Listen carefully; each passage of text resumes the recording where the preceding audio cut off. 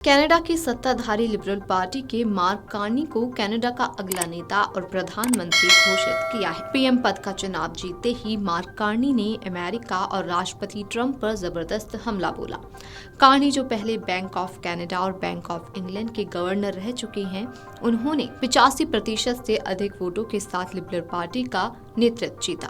Canada के अगले प्रधानमंत्री के रूप में नामित होने के तुरंत बाद मार्क कार्नी ने संयुक्त राज्य अमेरिका के साथ अपने संबंधों को लेकर इरादे स्पष्ट कर दिए।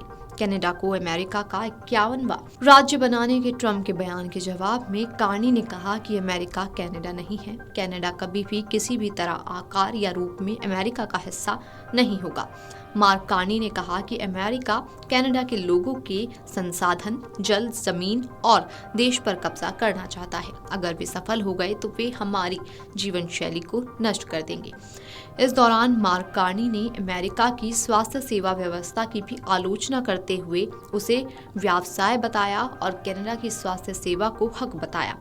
वहीं राष्ट्रपति ट्रंप की तरफ से लगाए गए टैरिफ पर उन्होंने कहा कि कनाडा तब तक पलटवार करेगा जब तक अमेरिका मुक्त और निष्पक्ष व्यापार का वादा नहीं करता। कार्नी ने कहा कि कोई है जो हमारी अर्थव्यवस्था को कमजोर करने की कोशिश कर रहा है। उन्होंने कहा, जैसा कि हम जानते हैं कि डोनाल्ड ट्रंप ने हमारे द्वारा बनाए गए उत्पादों, हमारे द्वारा बेची जाने वाली वस्तुओं और हमारे जीवन यापन के साधनों पर अनुचित शुल्क लगा दिए हैं। वे कनाडाई परिवारों, श्रमिकों और व्यवसायों पर हमला कर रहे हैं, लेकिन हम उन्हें सफल नहीं होने दे सकते। कार्नी ने कहा, कनाडा तब तक जवाबी शुल्क लागू रखेगा जब तक अमेरिका इसे जारी रखता है।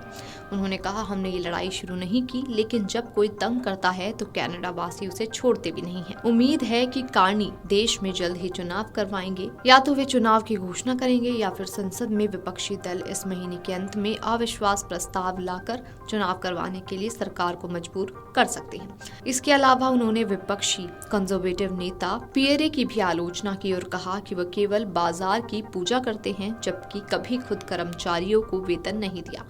मार्क कार्नी ने कनाडा की ताकत का जोर देते हुए कहा कि हमारी ताकत हमारे लोगों में है और हम इस संकट से उबरकर और भी मजबूत होंगे। उन्होंने अपनी बात खत्म करते हुए भाषण के अंत में कहा, कनाडा अमर रहे।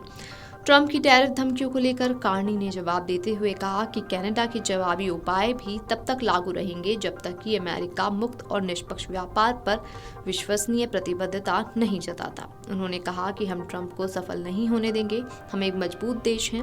कार्नी ने अमेरिकी टैरिफ के खिलाफ लड़ाई जारी रखने की बात दृढ़ता से कही और कहा कि इस संकट में उन लोगों की मदद की जानी चाहिए जो टैरिफ से सबसे ज्यादा प्रभावित हुए हैं। अपने कार्यकाल के दौरान जस्टिन ट्रूडो ने भारत के साथ संबंध खराब करने में कोई कसर नहीं छोड़ी थी, लेकिन मार्क कार्नी इसे बेहतर बना सकते हैं। कार्नी ने हाल ही में कहा था कि भारत के साथ रिश्ते फिर से मजबूत करने चाहिए। ट्रंप कई बार कनाडा को संयुक्त राज्य अमेरिका का 51वां राज्य बनाने के बाद भी कह चुके हैं। इसको लेकर भी मार्क कार्नी ने पलटवार करते हुए अपनी प्रतिक्रिया दी।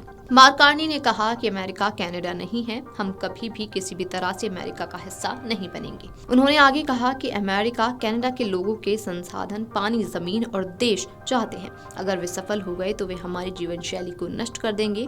कनाडा के अगले प्रधानमंत्री के रूप में नामित होने के तुरंत बाद मार्क कार्नी ने अमेरिका को लेकर अपने इरादे साफ कर दिए हैं। Video desk amarujala.com। अगर आप ये वीडियो YouTube पर देख रहे हैं तो हमारे चैनल को सब्सक्राइब कर बेल आइकन दबाएं और Facebook पर देख रहे हैं तो हमारे पेज को लाइक करें। 8 मिलियन प्लस सब्सक्राइबर, आपके इस भरोसे के लिए बहुत धन्यवाद।